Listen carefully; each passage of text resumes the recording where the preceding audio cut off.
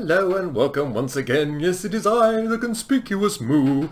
And I had given up on any beta changes, but happy day. Some came through, and for the most part, they are good news. The major changes that we're going to be discussing today are going to be upgrades to the Legendaries.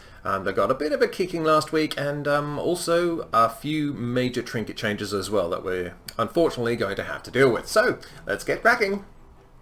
Now, I guess this is as good a time as any to tell you that Vitality Sacrifice has been largely killed. I mean, it still looks rather good, but from its previous iteration, where it was doing an awful lot of damage and healing and looked like a #1 legendary, it's now a very much toned down version of the old Vengeance mechanic. So you'll be taking significant damage from a player elite enemy. It will increase your damage and healing by 3% of the damage taken to a maximum of 9% for 20 seconds. But this effect can only occur every 30 seconds. So yes, you can in theory manage to stack this, and the only logs I've been able to see since this change went live, though, the stacks haven't gone higher than 1, so that might be a logging issue. It's definitely not showing up on any meaningful damage or healing anymore, so RIP VitSac. It was a good time. But let's move on to happier topics. Charred Passions. A couple of weeks ago, this was 30% additional damage as fire damage when you used your Blackout Kick and Spinning Crane Kick. And it refreshed the duration of your Breath of Fire on the target, so you could have 100% uptime on the damage reduction and the very, very minor damage dot. Well, it went to 70% last week, and now it's 100%. So they really are pushing this one as another viable option. This probably still isn't #1, mainly because of another major change, which is also on your screen at the moment. Yeah, you know, Blackout Kick, it's about you'll probably get a couple within that window, so you're looking at an additional 1,000 damage. During that time, just with the Blackout Kicks. You might get a little bit more in an AoE situation with Spinning Crane Kick, so yeah, it's still pretty good, you know, it's additional damage. Yeah, it doesn't, Storm Stout has made a comeback. And we might as well address that right away. It was 15% additional damage for 1 week, and it's back. So, Storm Stout's last keg is gone back up to our first choice again. It still has the 1 additional charge. It's still dealing an additional 30% damage, which, in combination with the Kick Smash buff that we got when they changed the way that the damage is spread, is going to be our first choice now. And that's nice. A Mighty Paw has traditionally not been a favourite of mine. I consider it an extremely niche ability, but they have increased the armor from 15% to 25%, and the Purifying Brew has gone up by 10%, so now it's now a 25% chance not to consume a charge. My problem with Mighty Paw remains the same as, you know, increasing our armor is going to decrease the damage going into your stagger dot by a few percentage, maybe as much as 5 or 6% per stagger tick. Which sounds good, but stagger is not a problem with Brewmasters right now. So I think this is the kind of legendary that only really applies if you are taking catastrophic amounts of damage and you want Celestial Brew to be up for as long as possible.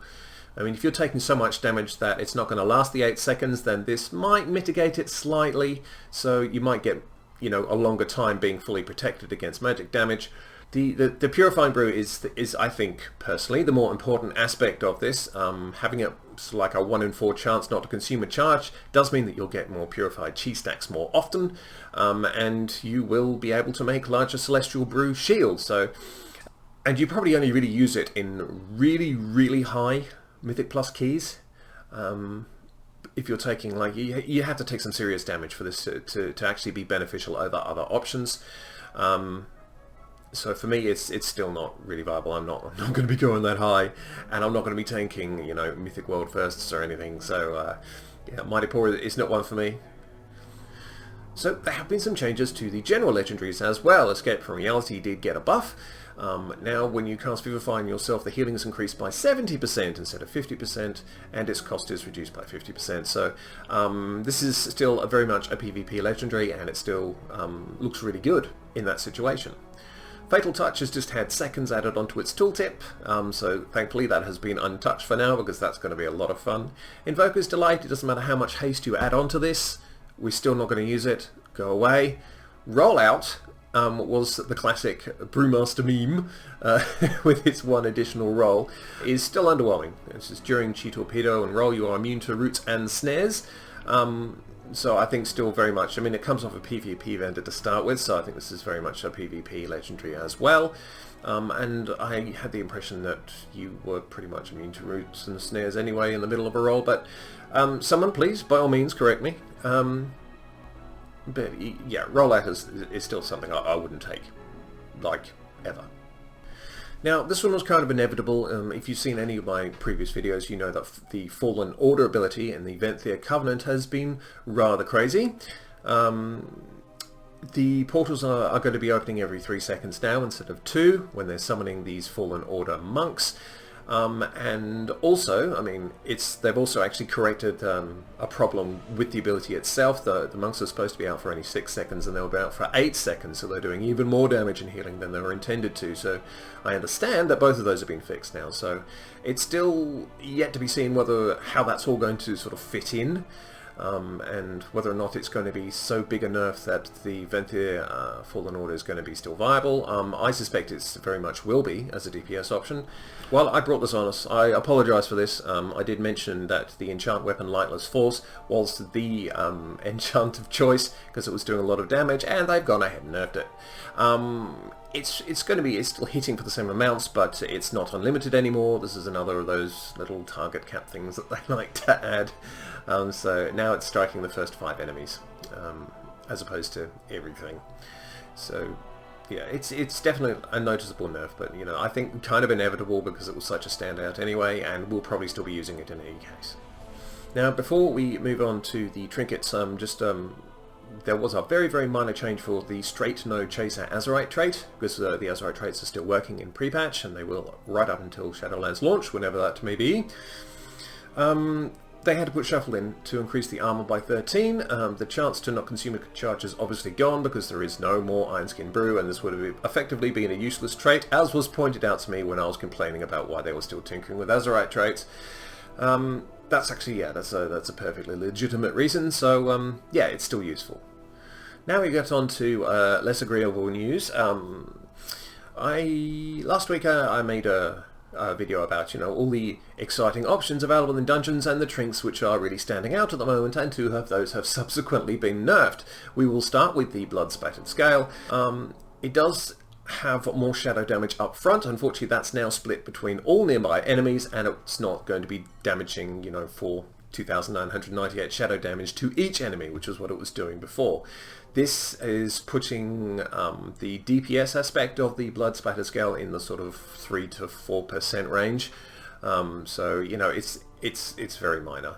On the upside, on the very, very few logs that I've been able to access, because you know all these changes are so recent, the absorption seems to be around about the same, and in some cases greater, because the damage and absorption are increased for each enemy struck up to 5. Not sure that's working properly. I don't think it's up to 5. I think it's currently unlimited, so it's still doing very, very well in logs. So there's a strong possibility that that needs to be fixed. Although, you know, I should point out that, you know, the Blood Spatter scale is still a very viable trinket, and I would still recommend that you use it and get it as soon as possible. Definitely going to be one for your arsenal. Moving on to the DPS trinket of choice in recent logs has been the File of Putrefaction. They have changed this significantly. It's dealing less damage. It's dealing the damage over 30 seconds instead of 12. And it does still stack up to 3 times, but the ooze cannot be refreshed on a target that already has 3 stacks. So that is a significant hit to this trinket. It's gone from about 20% of tank damage to about 4 to 5%. So yeah, that's disappointing. We may have to look for other DPS options. You know, it's still got the agility on it, but you know, there is another one that's coming through at the moment, which looks rather interesting, and I'll get to that next. Now, this is the one I'm talking about, the Queen's Guard's Vigil. Now, I'm not entirely sure where this comes from as yet. I'm suspecting it's another World Quest reward. But at level 60, you know, you do have the socket options, and it's very much like the Beating Abomination core from last week. It's one of those World Quest trinket items, which is actually really rather good. So the incoming attacks have a chance to trigger a retaliatory strike, inflicting 476 nature damage to all nearby enemies. So that's not capped yet, and we know how Blizzard loves capping things, but as yet untouched. And it's healing you for 1596 per enemy struck. So as you can imagine, that's quite a lot of healing, and it's coming up at around about 250 HPS, which is really good, and it's offering about 100 DPS generally for the retaliatory strikes as well. This is only from early log reading. I mean, it's very difficult at the moment to say for sure whether this is going to be the bee's knees, but it's just something that showed up while I was trawling through logs today, and I thought, you know, I might just point it out because there's a possibility that this will be a good one to run with as well. And yeah, that about wraps it up. So, you know, some legendary changes. Great to have Stormstout's last keg back. Charred Passions is now looking pretty good as well. Yeah, I mean, RIP VitSac, but we knew that was coming. I'm a little worried about the trinket nerfs, so, you know, I want something, you know, viable to start with, but, you know, we're still in the tuning phase. It's still a bit crazy out there. I do hope you're enjoying the pre-patch. I've spent most of my time just doing gold world quests and trying to fix the weak auras and get all my add-ons back up and all of that rigmarole. But yeah, I'm still spending more time in Classic, to be honest. But anyway, I will keep you posted if there are any further developments and any other corrections to be made. But until then, I am the Conspicuous Moo, and a very good night to you.